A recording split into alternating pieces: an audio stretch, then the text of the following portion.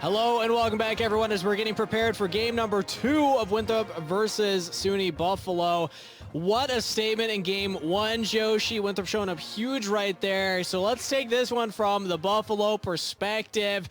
You just got slapped by Doxa in the mid lane. How do you shut this guy down in game number 2?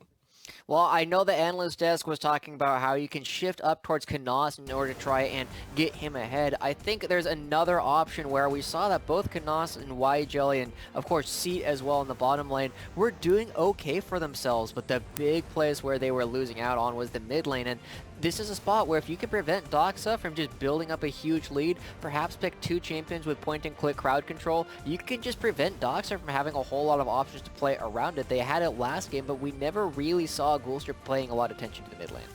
Yeah, he was focused on the bottom side and then power farming. And also, we saw Buffalo, their normal play, you know, Cryo Riven hits level 6, tries to roam top side, but Winthrop read the play. They obviously did their research, so I'm looking at Buffalo saying, try to be a little less predictable. You know, clearly Winthrop, they've read your playbook, tried to do something different. Let's catch up on the bans right now, though. Joshi, Tristana, and Rumble taken off the table. Galio and Renekton taken off the table from Winthrop's side. It is important to note that Buffalo are on the blue side, and Winthrop are on the red side this time around. Usually, SUNY Buffalo like to be on the red side. So it says to me that they have something that they really want to prioritize first picking, and it's going to be giving up that counter pick. So with all of these taken away, I wouldn't be surprised if Morgana, if left up, is something they want to prioritize. Again, Ghoulster did, as everybody has pointed out, have a good early game last game. Unfortunately, it was just too much of a deficit, particularly in the Doxa position, for them to do much of anything else. And so Morgana looking to be another first pick here, potentially for you, Buffalo.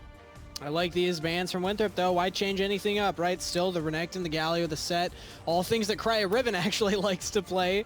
Important to note right there. So they seem to say, we want to give Doxa a good matchup. And if you're Winthrop, you can even save that all the way. Since you're red side, you get the final pick. But you're right, Joshi, it is the Morgana as the priority pick for SUNY Buffalo.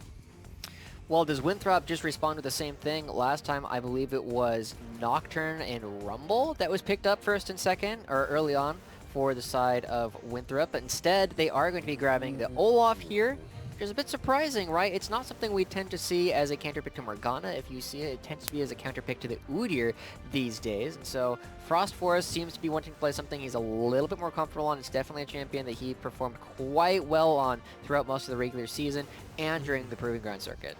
It's gotten bans against them as well. I mean, even the round of 16 that was banned against them. They're pairing it with the Karma. Okay, so Olaf, very difficult for Morgana to actually lock down. Now you got Karma shields and speed ups too.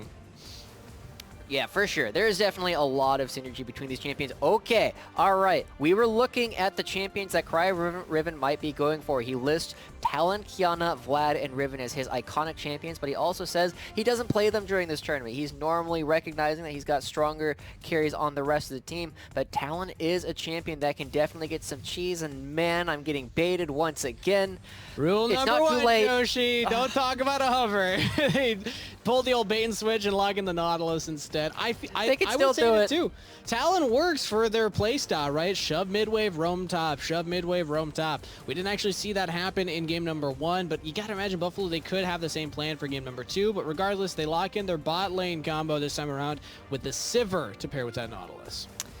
So going to be going up against a Zoe. I mean, Doxa has a lot of things that he can play. The silent carry of Winthrop University is going to have a lot of freedom. But I think it's interesting to see the picks that they have picked up for themselves, right? The Sivir is kind of generally regarded as kind of a weaker version of the Varus in terms of the ability to play the lethality, you go the Dark Harvest, and you just poke people from a long range away. But it is a little bit committed. University of Buffalo Esports currently have a team that runs at you pretty effectively, and I wouldn't be surprised if this gets paired once again with something like the Aatrox up in the top lane, or even like the Jax or Irelia, anything that they can have the extra movement speed to get into the back line.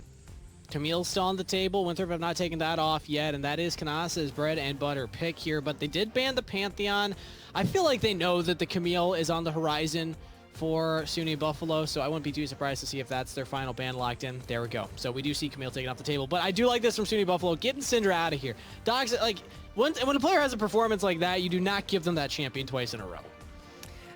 if that was Dox's only good champion, I would feel more comfortable for the University of Buffalo, but it's not. This guy has a lot of things that he can play, and it's not completely out of the realm of possibility that he'd be willing to play the Karma in this spot. It's not something that he's typically played, but when you have such a dominant performance like that, it is possible to enable the rest of the team. And if Frost Forest can find some of these early engages and find a lead for himself, you know, the Karma suddenly becomes a valuable asset in order to make sure that they are able to play aggressively. And with this Leona hover, it implies that the Karma is more likely to be a solo lane.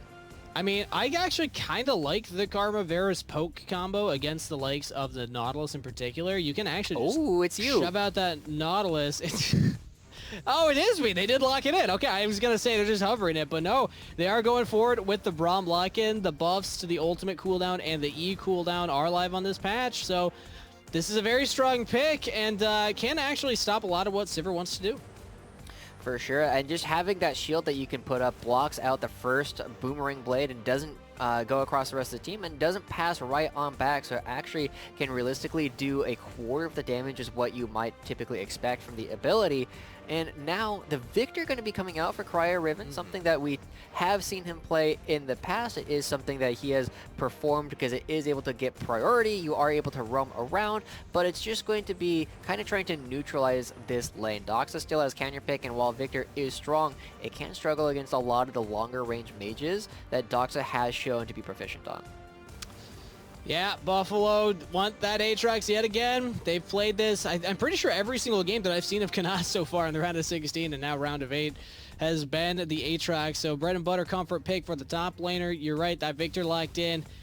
Maybe into the Karma. I mean, after Dox has that kind of performance, I'd like to see him on something a little more skill intensive, but we still trust that Winthrop have other carries on their team, right? Like, this is not at all a team that needs to only carry through Dox, so they still have other options, but I think we got our answer, Joshi. I feel like that's a Karma top lane, and we get the Doxa Silas mid. Definitely another scrappy game on our hands, and this time, I mean, it's not out of the realm of possibility that University of Buffalo can play through this. Victor does have a strong range advantage that they can use to abuse Doxa, but at the same time, it's a very volatile matchup. It is favored towards Victor for the first couple of levels, but if you get jumped on, it is not that difficult for Doxa to find a solo kill if Cryo steps too far forward. And you pair that with the Olaf that can be running in as well. Has great follow-up ganks with the Silas CC that he can initially find. You got those long-range axes, the slows, as well as that AP and AD mix of damage, right? So I think overall, I'm really liking what Winthrop drafted right here. This is a different look for University of SUNY Buffalo. This is really the first time that we've seen them not having a big roam focus from their mid laner in particular. Maybe this is what they need, though. Maybe they need to have Cryo Riven focus more on the laning phase, less on impacting the rest of the map, but we'll have to wait and see as we are loaded onto the Rift for game number 2, our final series in the round of 8 quarterfinals before we move on to the semifinals tomorrow. This is game 2. Winthrop can close it out right here. SUNY Buffalo on the back foot, hoping to win the next 2 in order to keep their C-Lol dreams alive.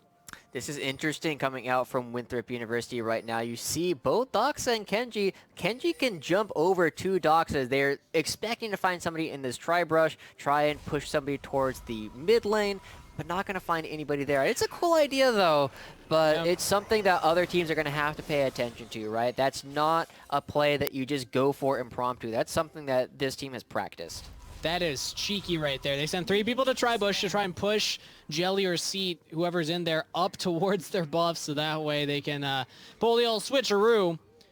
It's compositional. You know, obviously you need champions that can get over the wall, but I think it's cool to see Winthrop at least attempt a play like that, even if it doesn't come to fruition right now today. But battle lines drawn across the board. We see maybe a late invade coming in from Winthrop. I think this should be spotted out. We'll see what they do once they notice Seat. Oh, they're going to go for him. Yeah, he uses the dredge line to get a safety. They actually don't lock him down. That's fine. He didn't have the flash right there, so Winthrop will at least take this red buff away, but SUNY Buffalo should spot that out, and we'll see how Ghoulster wants to path accordingly. I think this means we're going to get a vertical jungle. You already see the pings coming out towards the red buff on the top side of the map. Ghoulster just booking it straight there. Has the ward, so he knows that if Olaf is going to come, he's going to have to run through the mid lane. And overall, this should be a-okay for Buffalo. You're giving a lot of attention naturally to Knaz just because your jungler's on that side of the map, but you are sacrificing your bottom lane a little bit because they don't know exactly where Frost Forest is. And oh, this is a aggressive path. Ooh, Dox actually lands a stun. I don't think Frost Forest was ready for it. He just wants to path up and stop Ghoulster because that is spotted. They have a ward down. We did see Hybrids drop that ward to Ghoulster. Here's a full collapse. You saw him. You saw the Olaf running up here. Frost Forest is not a surprise. He has to flash over the wall right here. He does make it over for Frost Forest. Flash to follow. Trying to chase down Ghoulster. Hybrids is here too. There's nowhere for Ghoulster to go. He's got no backup. So first blood's going over to Winthrop. Who gets it? It's Frost Forest on the Olaf. Oh boy, we've seen a lot of this. Uh-oh, Saskio actually might turn this back around. Seed's in trouble, has to flash away, flash forward aggressively. Saskio with the Winter's Bite passive will actually turn that one around. Wow. That's crazy. Does he get the Q? Okay, no, he doesn't have the all right. He doesn't have the Q. It's only level 2. He's got the W and the E, and this is crazy across the map.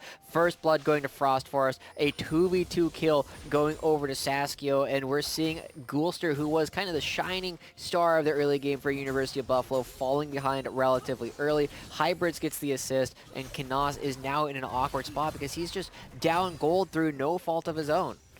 I mean, this is beautiful rotational play from Winthrop. They have Hybrids shove into top wave so he can collapse earlier. Yeah, Ghoulster, you saw Frost Forest coming, but he committed to the red buff. Committed to it. Thought maybe that there wasn't going to be a collapse coming through, but you have to know that the solo laners are calling us like, oh, I can't move. Hybrid is first to move.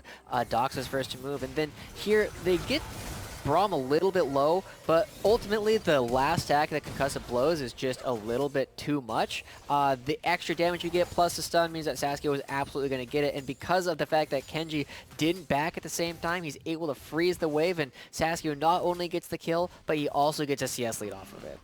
An absolutely beautiful early game here from Winthrop. Frost Forest.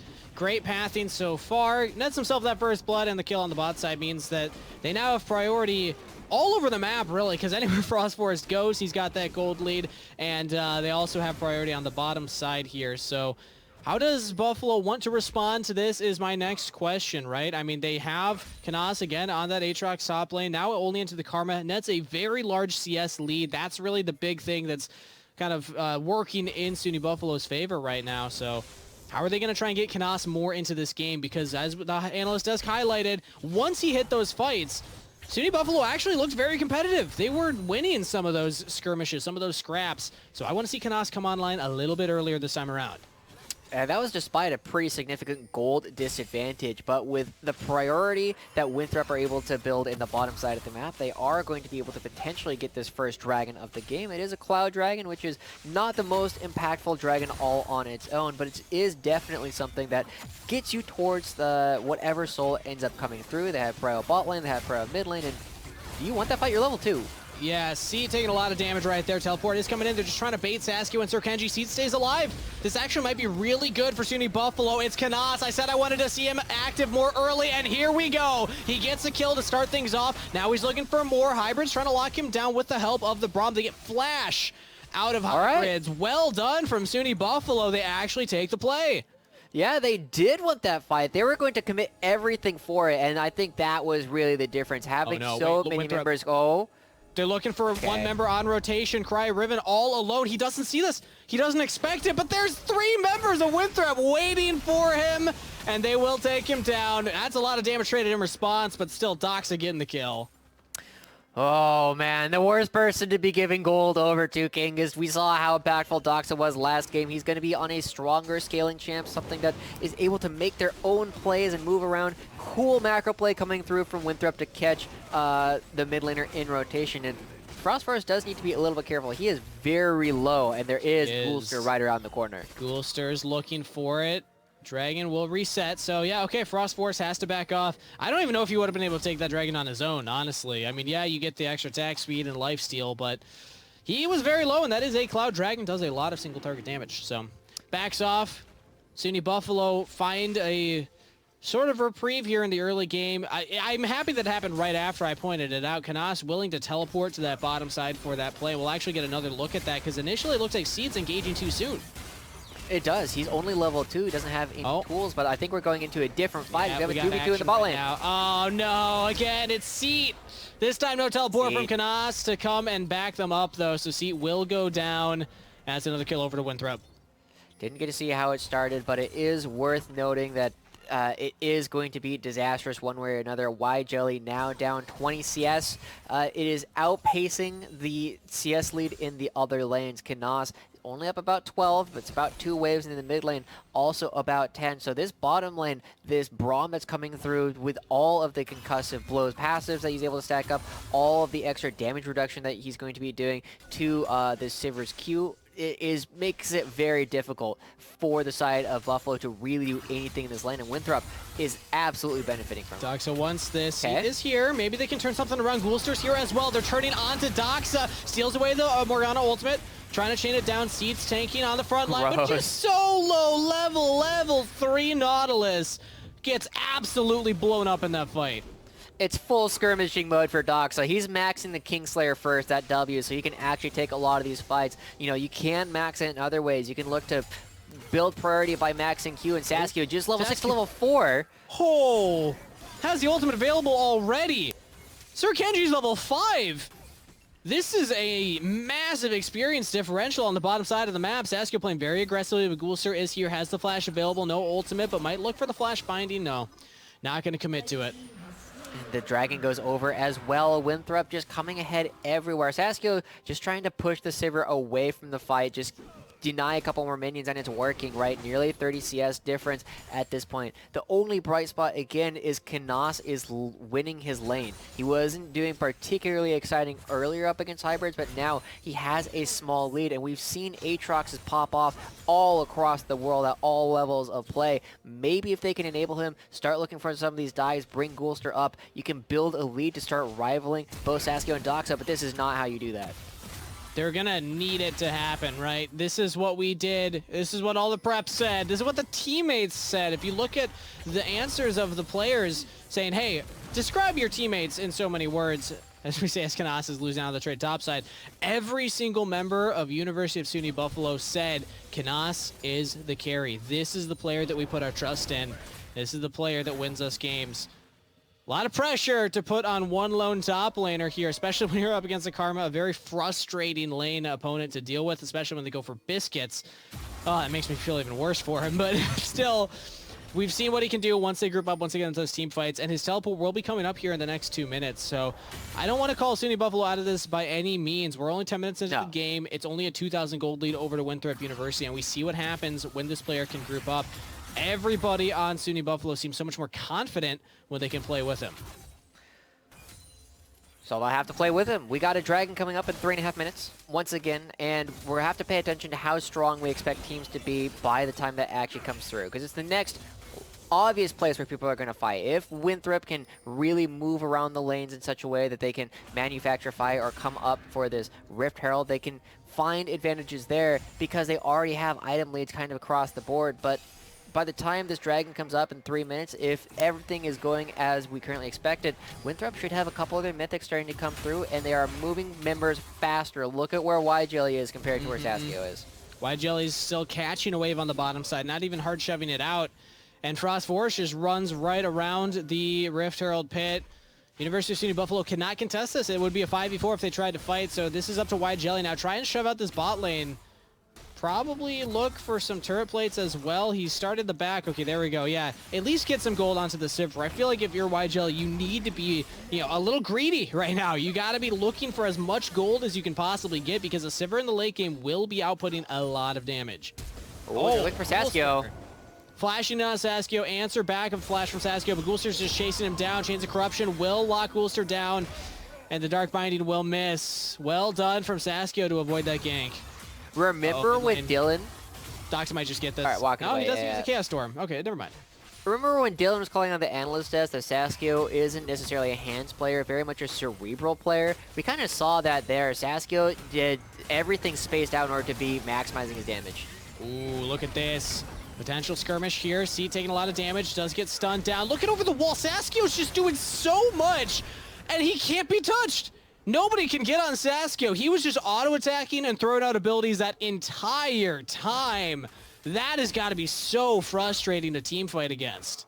Surviving a tough game, or gank, surviving a big fight here and winning in a 2v3s. Like, Saskio and Sir Kenji are feeling really good at this point. 2-1-1 and going for more traditional critical strike style build coming out from Saskio. I mean, it's going to be very difficult to play this Sivir because the Varus is going to be doing every bit as much. Doxa, you win? Doxa! No way! Oh, God.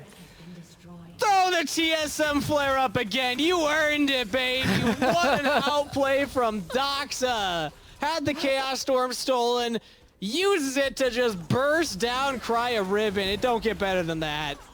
That's the Doxa div coming in once again, finds that solo kill. We said it was on such a narrow margin. Doxa less than 25% HP. It's just like, oh, I win this. And then he does. He just kills him. Yeah, you get their drops out in chat, everyone. It's going to be a good time once again as the Doxa diff is once again coming out in full force. It was looking decent for Cryo Ribbon for the first couple minutes right there. I'd even say the first 10. Yeah, he had died once, but he chunked out Doxa in that mid lane. That was Doxa trying to back, trying to go to base to reset, heal back up. Cryo Ribbon was just trying to delay the back, but oh no, sees the angle. Oh, that's just beautiful. Saskio is a higher level than Cryo Ribbon. Okay, they're the same level now, but just a moment ago, Saskio, the bottom laner, was a higher level than Buffalo's mid laner. And again, we're not seeing a whole lot coming out from University of Buffalo. They're going to be second to the punch when you actually start looking at this next dragon. They are really pushing for a later style of game, but I don't think Winthrop is going to let them get there. They've been so proactive in the plays that they're looking to go for. And now that the bottom lane turret is gone, I'm expecting Winthrop to start diverting their attention to the top half of the map once this dragon dies. And we're starting to see, Joshi, I know you're an OG caster from the old amateur series of past before Proving Grounds. There was always a conversation around collegiate versus amateur, you know, which is more competitive, which is the better path to pro. And I think now we've started to see amateur pull ahead, but we're clearly seeing why Winthrop is the top collegiate against amateur teams. Gulser maybe betrayed right there by Seed, kind of forced into this engagement. Maybe they can do it with Kanas's help. Saskio's out of the fight. They do actually take him down. Look at Doxa though. 1v2 on the bottom half. 1v4 now against members of University of SUNY Buffalo, but he's still alive. They can't kill Doxa. They cannot kill this man. Just as I said, he heals back up. Kanas, he just watches him walk away with a blink of a health bar. Cryo Ribbon at least gets one more. Sir Kenji does go down too. Doxa's left alive and alone. SUNY Buffalo at least turn the fight. Doxa once more though. No way! No way! Doxa on a rampage. Somehow still these plays in their you can't favor. do this. Can he do it? He sees him. He's on no, vision. please, no! No! You just keep doing that, man! All right, 1v1. Who's the bigger carry? It's not even a 1v1. It's Doxa versus 2. Joshi, if he does this, he's still a if splash. He actually pulls this off, he gets it. The mythic item. Is he going to get out, though? Kanas flashes forward, commits for it. Huge shutdown. Kanas says, enough is enough. I will carry my team. I will shut down Doxa. I will leave Jelly to die, maybe. Maybe, no. Okay, Jelly does get out to safety. Kanas can do everything to keep his team in this game. Kicking and screaming. He is giving it his all. It's such a tilter at this point to try and play up against that. Doxa just got 3 kills after the fight was supposed to be over. They thought they won this team fight. Like, look at this. Saskio, for once, finally doesn't have a way to run. He can't run down into the victory. He can't run up into the Aatrox. He can't run, you know, to the left because that's where C is hanging on to make sure he doesn't leave. And this entire time, this is why Silas is so popular right now. He does not die. And this is 3v5.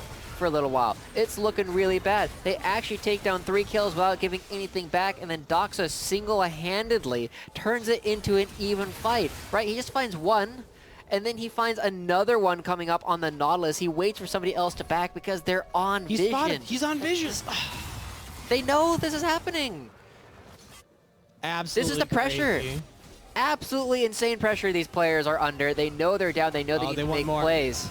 Winthrop University see blood, and they want a look at Canas and a 1v3 on the top half. He's buying a lot of time, a lot of space for the team, but can he survive through it? He cannot. Saskio gets the kill. Chaos Storm won't trade anything back, and now Doxa on the flank. He's just going to go right for it. Buffalo are routed in their own jungle. They got nowhere to retreat to, and Winthrop University will charge right through the Buffaloes. Triple kill to Saskio and a team fight. Ace over to Winthrop.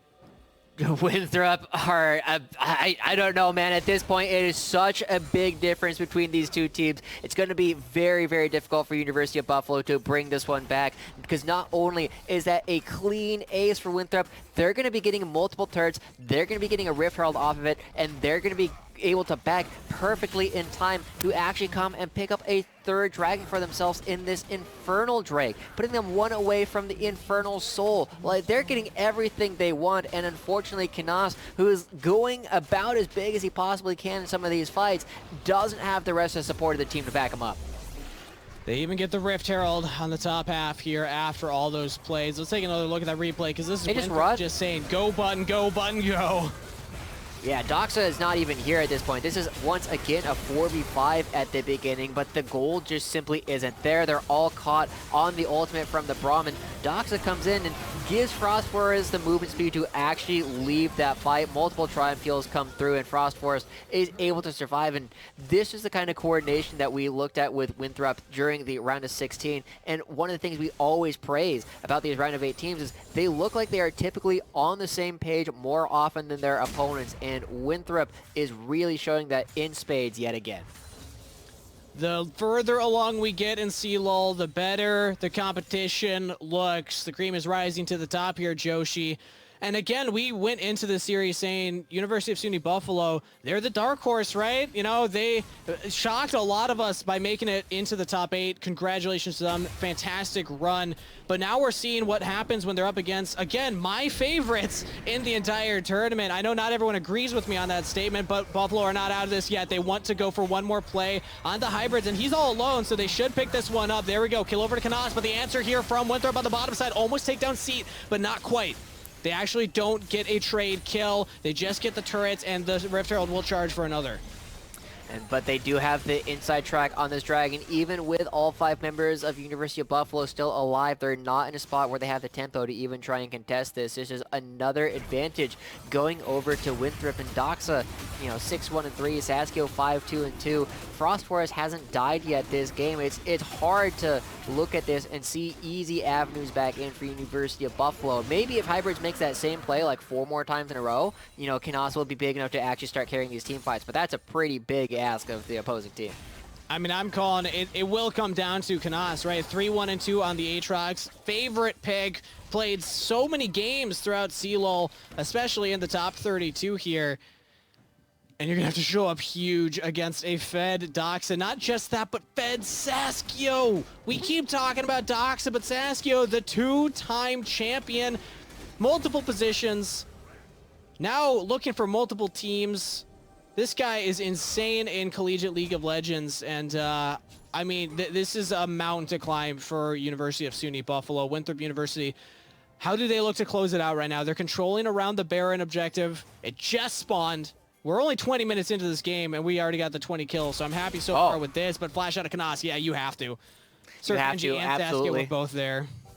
Yeah, level 8 Seat right now, just trying to move around 0 and 6. It's a similar situation to the last game. He's just so poor. He doesn't have any money. You have to ask, like, how much more gold has Sir Kenji gotten off of his support item than Seat? Does Seat not even have the wards yet? He does at 20 minutes. It's not looking like it. That's not tragic. looking great. He has swapped to the side zone, or the sweeper, but here's the fight. It's coming through. Winthrop say, we're just going to go for it. They have so much vision control, and they can fight around that, but Buffalo actually take down Frost Forest. It's a 1-for-1 trade so far. Make that a 1-for-2 trade, but honestly, if you're SUNY Buffalo, you're walking away from that one thinking, hey, you know, we checked the Baron, and we at least got 1 kill for it. The jungler's down. They cannot take that. True. Everybody on the side of Winthrop has died. University of Buffalo can walk away from this happy at this point that they've killed everybody at least once. But realistically, Cryo Riven wasn't there for that team fight. And this is kind of interesting, right? Because we keep seeing University of Buffalo are actually looking rather reasonable as Doxa taking a 1v2. This might be too aggressive. He's very far forward. The blast code actually knocks him straight up, but he heals. Cryo Riven, does he have the cooldowns? Can he actually turn this? The Everfrost, he goes golden, but I think he's about to go. Gulser gets the kill. That's the shutdown that SUNY Buffalo needed. Oh! Gulster just barely surviving that, but Cryo Riven does want more. He gets the stun. Maybe they can take down Hybrids. He flashes away, but Canas is looking for it. He wants to chase down Karma, who pops the Shirelias and the E speed up. I think Hybrids is out, but wow, SUNY Buffalo, they're staying in this, Joshi. They're good at team fighting, man. We saw this time and time again in Game 1, despite being down mountains of gold. They are still actually staying in some of these fights, and I think I want to see Winthrop like play a little bit more of that controlled style that we saw earlier, at least towards the end of the first game, right? They didn't need to take all these crazy plays. At this point, you know, that's just kind of playing for the highlight reel, something you can put up on Twitter. But if they want to make sure that they can go to the next game, or rather go to the next series and play up against Harrisburg, they need to make sure that they can actually get there. And making some of these aggressive plays isn't always it, but this one definitely. That is, what, the 4th time Winthrop have made that play? Whether it's right there, whether it's on the bottom side of the jungle, they're just willing to choke out the vision and wait for SUNY Buffalo to approach and try to get it. And again, they know they're not on the Baron, so yeah, you have to understand they're just doing it again. They're looking for another death brush. SUNY Buffalo say, fool us 3 times, but not the 4th. But now we do see Winthrop actually on the Baron. They are starting the objective up, but will they commit to it is the question. It's still 5v4, so they are incentivized to take this fight if they can. And it's still early in the game, so they don't burst it down. They do lock down Canas. If they can take him out, that's going to be the fight over. Canas heals up so much damage. He's doing what he can, but he can't do enough. Out of the fight goes Canas. Frost Force diving on a Cryo Riven. There's no backline that can deal with this Olaf. He's got too many shields, too many speeds. Doxa steals the ultimate and kills Cryo Riven. Jelly chased down by Frost Forest. Oh, Hybrids will go down. All right, there we go. Consolation prize for SUNY Buffalo as 2 members still alive. Does Doxa go for this? I don't think you do. I think he does. He does. Mad lad, Joshi. All right, he can get out, right? No, he's going back in. What are you doing? What are you doing, Doxa? I don't think you want this. I don't think you want this gas. He always takes that seat.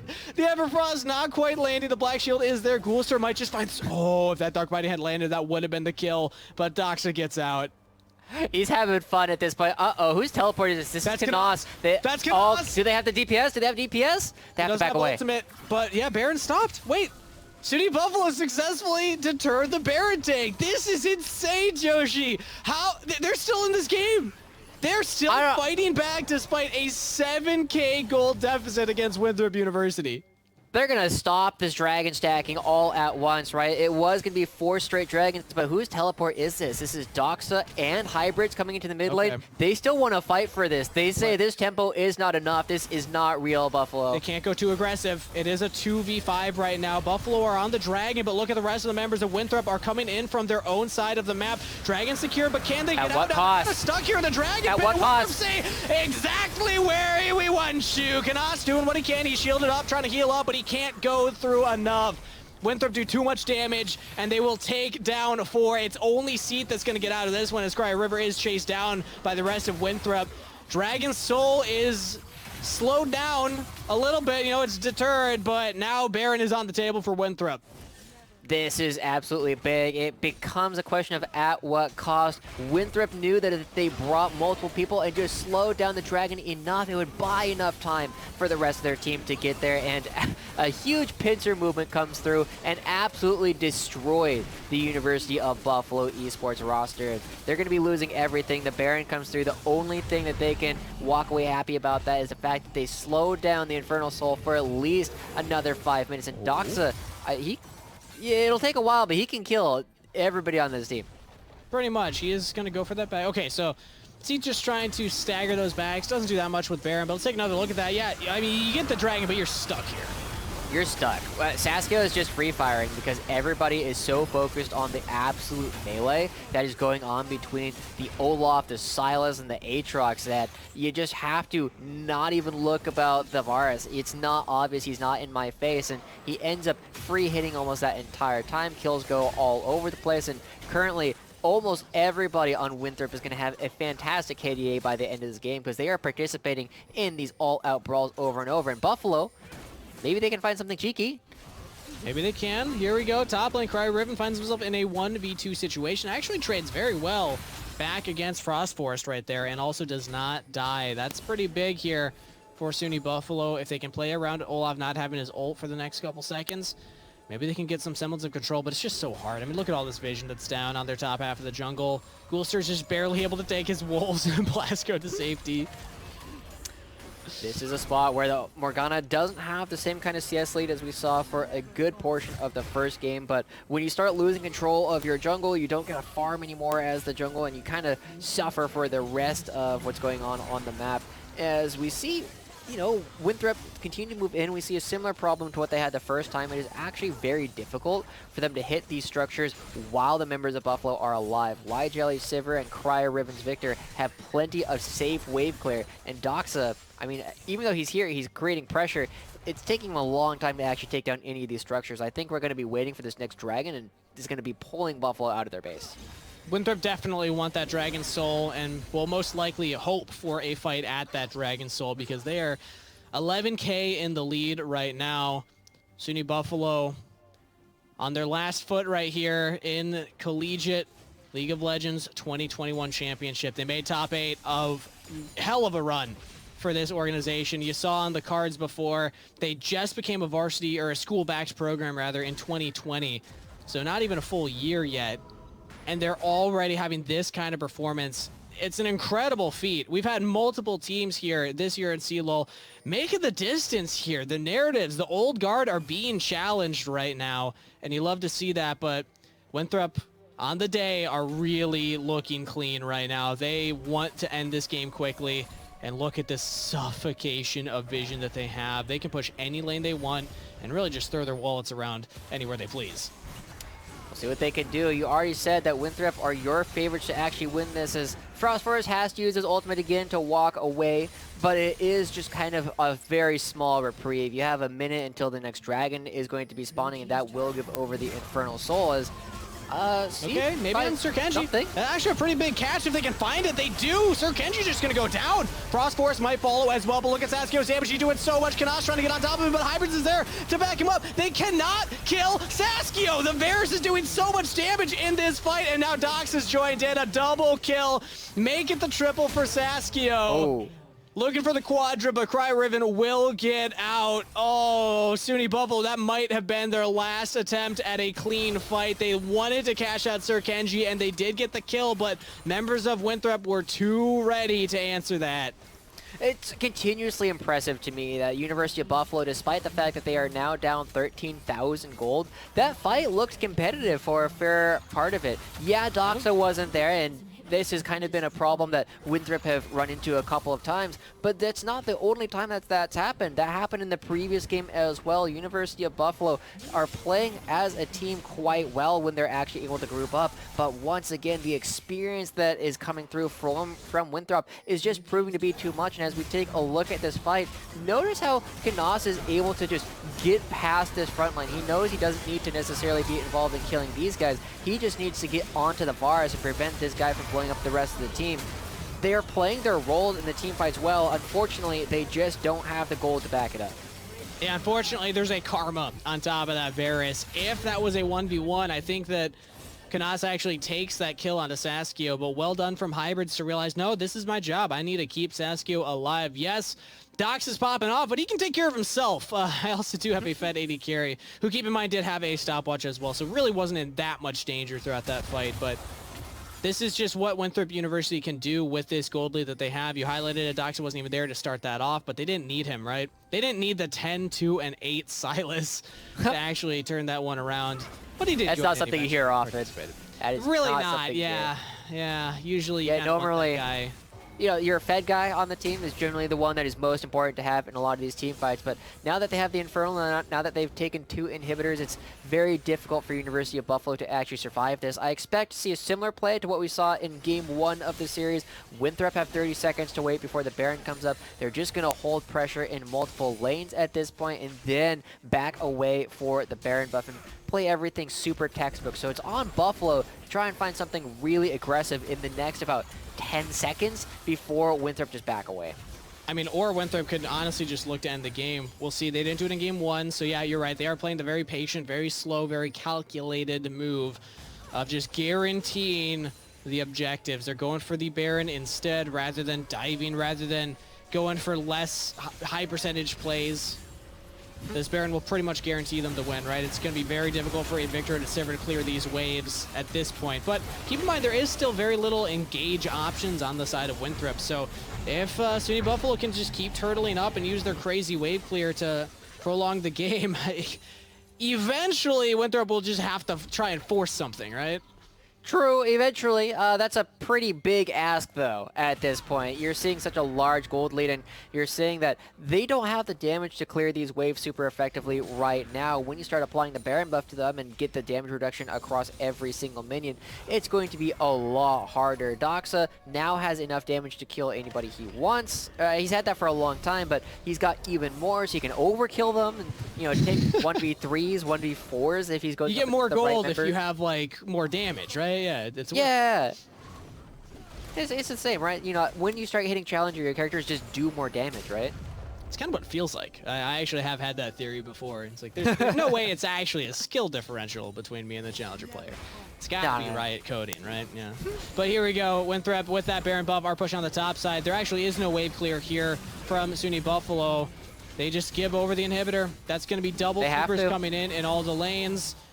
This is the final defense. Winthrop University, the highest scoring collegiate team in all of Proving Grounds, hanging with the top of the top in amateur as well as academy teams. They got the academy or the amateur mid laner himself competing for that academy spot in Doxa. Can they close out this game? How do they close out this game? And how clean does it look? They got these super minions pushing in, looking for that final aggression, final engage. This is so tough. What can they even do? They have to find some engage, but what are the openings that they're looking for? Saskia walking too far forward? He's not going to do that. He's playing Varus. Doxa walking too far forward? Okay, that one might happen. He might get a little bit hypey, but it's such a tough spot as these super minions start crashing in. You just play PvE. Jelly taking a lot of damage. Canas pops the ultimate, getting some damage onto Saskia, but look at Frost Force. He's just so focused on the turret. Okay. There we go. They actually take down hybrids. This is no way. Fight for SUNY Buffalo. Wow, they're actually turning this one, but no Frost Force. Too big Doxa. Too big Doxa. Diff. What was that again? Wait, Canas actually might just be able to turn this one. He's got the ultimate available, has to flash away. Another Ragnarok used by Frost Force. Canas doing what he can to try and stay alive, but it's not enough. Winthrop University will take the fight. They'll take down the Nexus, and the Winthrop Eagles will soar to the semifinals. They got a big challenge up ahead of them going up against Harrisburg Storm, but this is a fantastic step in the round of 8 coming out from Winthrop University. We've recognized these names for a while. Dark Horse was not enough to overcome them, and sometimes just that experience that you have playing together as a professional or a semi-professional team for such a long time really is going to be paying dividends. Congratulations to Winthrop on taking down their round of 8 opponent and advancing to the top 4 teams. And also, shout out to University of SUNY Buffalo for making it to the top 8 and essentially their first full year as a school-backed program. That is an incredible feat for them. And hey, I mean, they fought till the very end, but Winthrop are a scary opponent to face. I think that if you're Harrisburg, you're looking at that performance thinking, we got our work cut out for us right now. Winthrop are absolutely tearing through this tournament right now and are looking to speed their way all the way to that final. So, man, I mean, hats off. It's been a great day of games, Joshi. I'm happy that I got to share that with you because, hey, we finally didn't have a 2-0 back-to-back, right? Woo!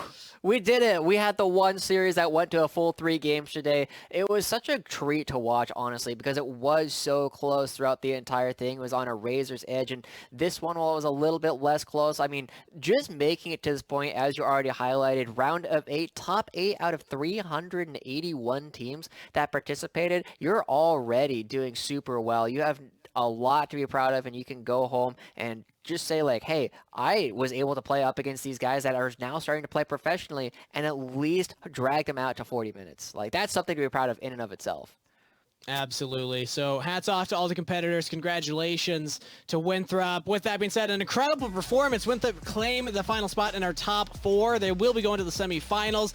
After we return from the short break, Doxa will be joining the State Farm analyst as to break down his team's win. So don't go anywhere and spam Doxa Diff in Twitch chat. We'll be right back after this.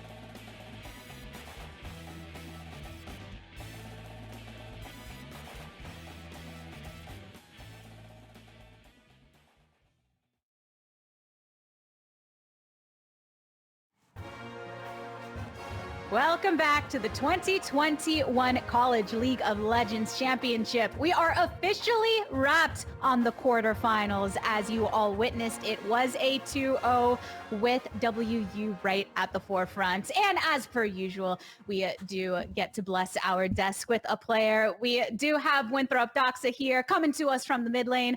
Doxa, 2 very strong performances from you on 2 stylistically different champions. Give me the raw reaction to how you feel about how this series went down. I feel really good. I think game 1, I kept my composure, played my game, and did really well. Game 2, I got a little too excited, but yeah, we got the win, which is all that matters. Yeah, you say a little too excited. We call it flavor for us that are watching the broadcast. What how does your team feel about that in kind of those moments where you're all having such a good time and you're in the middle of the base kind of making a statement against your opponents? Yeah, actually, they were telling me to come back and do Baron, but yeah, that's definitely not something I should be doing. Don't worry, the next series I'm going to be really disciplined. I'm not going to be doing anything like that to jeopardize the victory. I actually a question that I have because I'm sure it's been a bit of a roller coaster for you this semester because you've had not only studying. I'm not sure if you still had if you had that during the CLL tournament, but of course you've been playing with Winthrop, and then you've had the opportunity with TSM Amateur. How has that been for you? Yeah, thankfully my studies ended before I joined TSM Amateur, so the workload kind of got balanced in between. But yeah, it's been really busy. This whole month I've been double blocking or having to play 5 games every day. So it's been really exhausting, and I just can't wait until this month ends. How has your prep been with Winthrop, having, TSM Amateur also on your schedule? Have you been able to balance that with Winthrop at all? How has that worked out for you? Yeah, we've been talking a lot between my manager and the TSM Amateur coach, scheduling out like when I can play with the amateur team and when I can play with the college team. And the balance is pretty good. I think we had enough time to prep and be able to win CLO. So, watching these games and then honestly just watching, you play with Winthrop throughout, amateur events, but also like coming into CLL. I wanted to mostly ask about like which kind of bigging up your team because like watching it, I've seen Sir Kenji play incredibly well. Saskio, even in that game, had a fantastic Varus game. Kind of like talk about your teammates a little bit and having to play with them throughout the split. Yeah, I think my teammates are really good. I think they get shadowed on by like my fancy plays or like mid diff a lot of the time. I think they're fantastic individual players. I think I love playing with them. Great attitudes. And yeah, that's pretty much it. I just You have a love good to time. hear that. Yeah.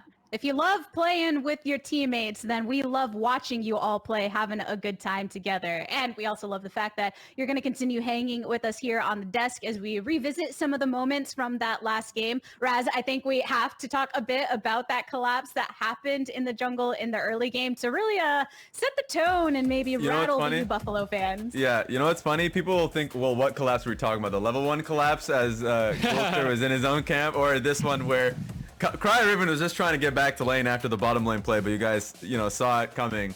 In general, it felt like when shortcuts were being made, you guys were straight on top of it. That's probably why, like, the general attitude or like idea of, having a fun game later on came into play, right? Or like, how do you feel like in these moments? Yeah, I mean, we saw him coming like 10-15 seconds earlier than when we actually killed him. It was definitely... I knew we were gonna kill him, so I was definitely feeling good, feeling a little giggly. But yeah, trap set. That definitely led me to play for fun later on in the game. So that's where the laughter really started to rise, that adrenaline kind of coming through here. And we saw that continuation into later fights within the game. I mean, Dylan, as we move kind of in the mid-game conversation, the team fighting really coming through together around multiple members on the side of WU. Yeah, it felt like Winthrop as the mid-game came along, Doxa, you and your team, you guys really just started to solidify your lead in the game. A lot of it was built off in the early parts, just your lane advantage. We saw in both games you were able to get a really, really big lead. Kind of walk us through this fight and how you were feeling in it. I saw a really good flank angle here, and I know Frost Forest was yelling "speed me up," so I just took the save vault and sped him up myself because I think the Karma E was on cooldown. Man, that's awesome. I just watching some of the games. I guess having to see you specifically kind of grow in front of a lot of people's eyes and like have these insane games. I wanted to ask because you mentioned like the amount of scrim blocks you had to actually have per day. Like, what would you say is the biggest growth that you've had personally in your development in the past few months or something that you've had? Um, it was more. I did play a lot of games and spent a lot of times grinding, but I think what really did it was the VOD reviews that I watch afterwards, and VOD reviews that I go over with coaches and all that.